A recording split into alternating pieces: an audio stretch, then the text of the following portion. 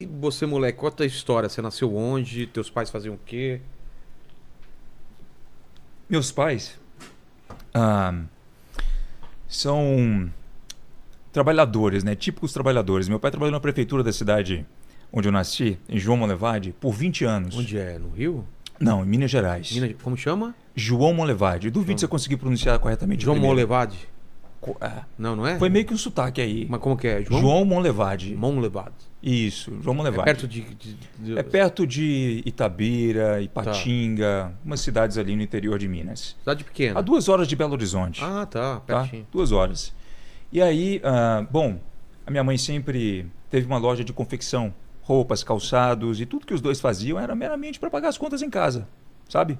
Meu pai era sempre muito aficionado com estudos, porque ele percebeu que, cara, ele era, segundo ele, o garoto mais inteligente da sala, de matemática. E aí o pai dele, no momento que viu que ele podia conseguir carregar peso, tirou ele da escola para ele poder trabalhar numa olaria de tijolos. Então ele vivia a vida carregando tijolos. O meu pai também já teve uma bicicletaria, foi mecânico de bicicleta.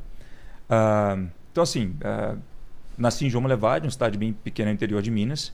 Ali eu fui muito influenciado não só pelos meus pais, mas pelos meus amigos também a seguir aquele caminho mais tradicional de estudo, etc., pelo qual não tenho nada contra. Eu só observei na época que, peraí, o assunto que eu quero estudar, eu não vi nenhum professor numa faculdade que tenha literalmente o know-how absoluto para me ensinar aquela matéria. Como ficar rico. Não que isso seja um amuleto para o sucesso, mas você já viu algum professor chegando para dar aula de Lamborghini? Não. Pois é, não que seja um amuleto para o sucesso, não que bens materiais sejam isso. Mas é porque já nessa época eu observava que o cara que era dono do supermercado do lado da escola, por exemplo, ou outro empresário que não tinha terminado os estudos de forma completa, era milionário.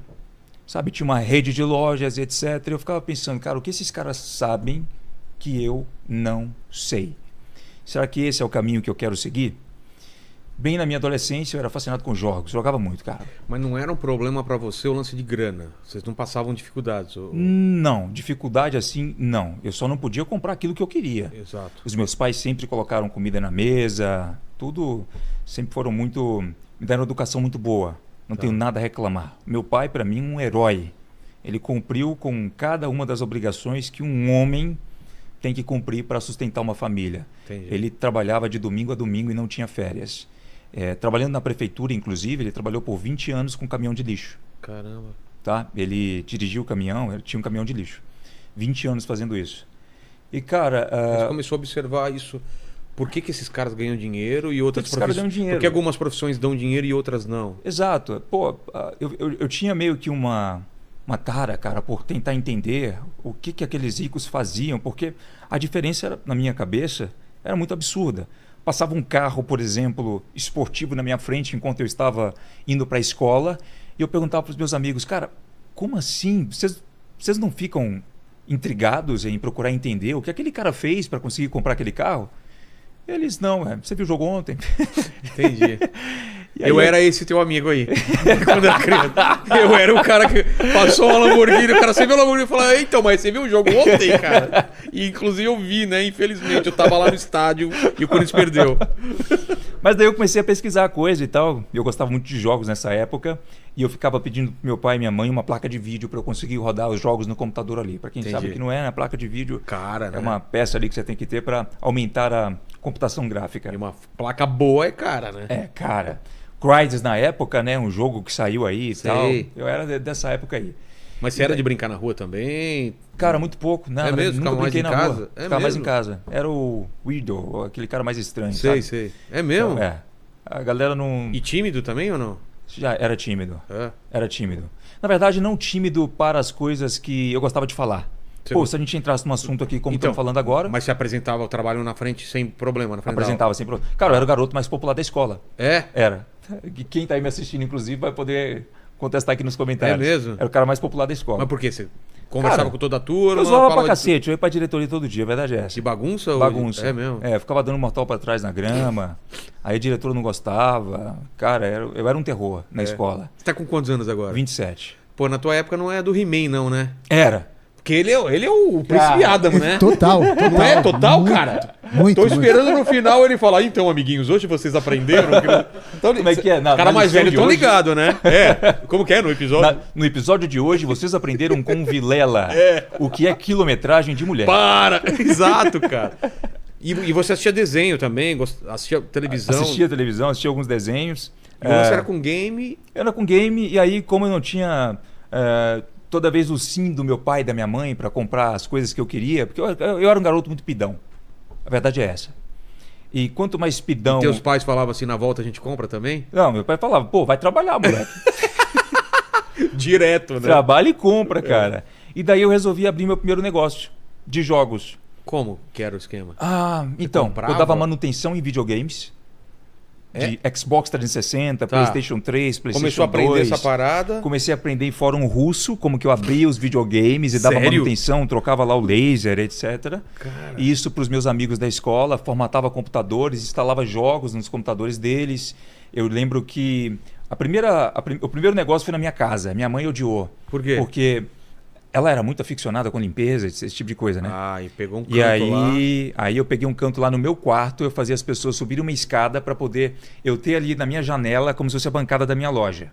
Sabe? As pessoas iam lá e pediam as coisas e tal.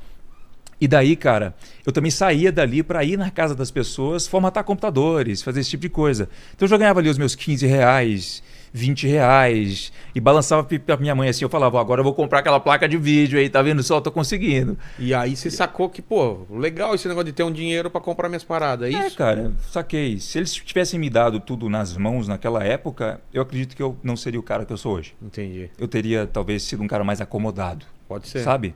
E aí eu resolvi montar uma loja de games, literalmente. Lá na sua cidade? Lá na minha cidade. Enquanto eu estudava, eu fazia cerca de R$5.000, R$4.000 meio período. E eu pensava o seguinte, pô, peraí, eu estou estudando na parte da manhã, trabalhando na parte da tarde, até a noite nessa minha loja, onde as pessoas podiam ir. Eu lembro que até muita gente chegava e falava assim, pô, cadê o dono? Porque tinha um garoto de 18 anos lá. Os caras não acreditavam que você era o dono. Acreditava que eu era o dono da loja. E aí, cara, inclusive a porra do meu número tá no YouTube até hoje, em algum lugar, gente me liga, você tem... Sério? Faz manutenção aí. Telefone fixo? Cara, não, celular. Celular? É que eu não troco meu celular, cara. Eu tenho um amor ao meu número de telefone, É um número bom? É um número bom. Tá. Eu não troco. E aí, nessa época eu aprendi a conquistar as minhas próprias coisas, sabe? Do meu jeito, porque a minha mãe me dava não, vai lá, conquista e trabalha. Eu já vim com ela aqui, inclusive, em São Paulo, para fazer compras na Feira da Madrugada. É isso que chama Feira da Madrugada, né? Tem isso mesmo? Feira da Madrugada. Eles fazem uma feira ali na região da 25 de março, ali perto do Parque Dom Pedro, a partir acho que das 2 da manhã até umas 6, que é pra galera comprar e já levar pra loja pra vender. Já isso, pra quem vai lembrar, e ao pesado, o pessoal fica falando, gritando ao pesado, passando e tal.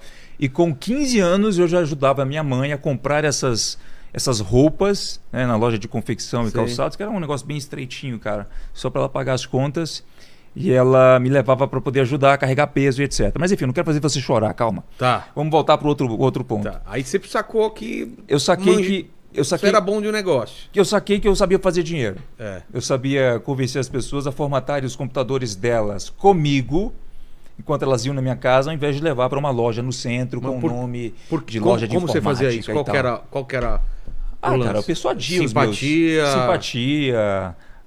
Quando não sabia, se virava. Eu falava o seguinte, meu computador está 9 vezes mais rápido porque eu instalei esse programinha aqui, vou instalar no seu de graça, mas tem que formatar. Entendi. Então não é de graça. Aí paga a formatação. Exato, paga a formatação. E aí, cara, eu saí da minha casa, fui para um negócio físico de games e acabei conhecendo nesse negócio físico o marketing digital. Aquilo me chamou a atenção porque eu percebi, cara, peraí, nesse negócio, apesar de eu estar ganhando os meus 4.000 e já ter raciocinado que isso é praticamente o salário que os caras que estão estudando comigo pela manhã vão ganhar depois de se formarem, eu pensei o seguinte, isso ainda não é o suficiente. Para ganhar muita grana aqui, ou eu vou ter que... Eu já pensava muito alto desde sempre. Então, peraí, se eu tenho uma loja de games, qual é o mais alto nível que isso aqui pode chegar um dia? Uma franquia? Sabe? E eu não queria lidar com aquele tipo de encrenca agora. Eu não queria lidar com todo aquele processo que eu estava disposto a pagar se fosse necessário, mas eu procurei fazer o trabalho um pouco mais inteligente para se chegar ao objetivo final. Menos trabalho, mais resultado. Entendi. Então eu fui para a internet depois que eu recebi um e-mail de um norte-americano que mostrava como que ele estava vendendo um produto online, com uma página, um vídeo, um botão. O que era o produto? Você lembra? Cara, era um produto para você conseguir ganhar dinheiro na internet. É um dos maiores nomes do marketing digital americano na época. Tem até o nome para quem quiser pesquisar, o Frank Kern, ok? E tinha lá uns Rolls Royce. Uma fórmula, é isso? Cara, o cara é realmente muito foda no que ele faz. Ele estava, se eu não me engano, o curso era sobre e-mails e para você construir um negócio chamado vídeo de vendas, VSL e tal, para você criar infoprodutos digitais. Entendi. Só que eu não comprei, Vilela. Por quê? Porque eu fiquei mais impressionado com como ele estava me vendendo aquele produto. A forma? A forma que ele embalou? Exato. Por que te chamava a atenção? Porque ele estava a 10 mil quilômetros de distância vendendo um produto para mim, porque eu cliquei num link por um e-mail e eu calculei o seguinte, peraí, isso custa, não me lembro na época. Chegou para você imagina quantas pessoas ele atingiu no mundo, né? Exato. Então eu pensei assim, pô, peraí, se esse produto custa $97, ele faz 10 vendas por dia, e eu tô no Brasil ainda, esse anúncio deve ter caído aqui até de forma errada, alguém setou o dedo lá errado, aconteceu alguma coisa. Mas peraí, digamos que 10 pessoas comprem. Que é aí pouco. Eu via, que é pouco. Caramba. Aí eu via, pô, isso aqui são $6 mil por mês. Imagina que isso 100 pessoas compram. Imagina 100, peraí, não é possível. Isso aqui dá $50 mil por mês. Não, $200 mil por mês. Peraí, e ele está vendendo informação? Foi aí que eu captei algo que eu vi até eu sou um cara muito cinéfilo. Também. O Gordon Gekko falar. Wall Street, o dinheiro nunca dorme. Não sei para quem já viu esse filme. Muito bom. É, muito bom, né? Eu tô falando do antigo, tá? Ah, do antigo? Do antigo. Wall Street, Poder e Cobiça, se eu não me engano.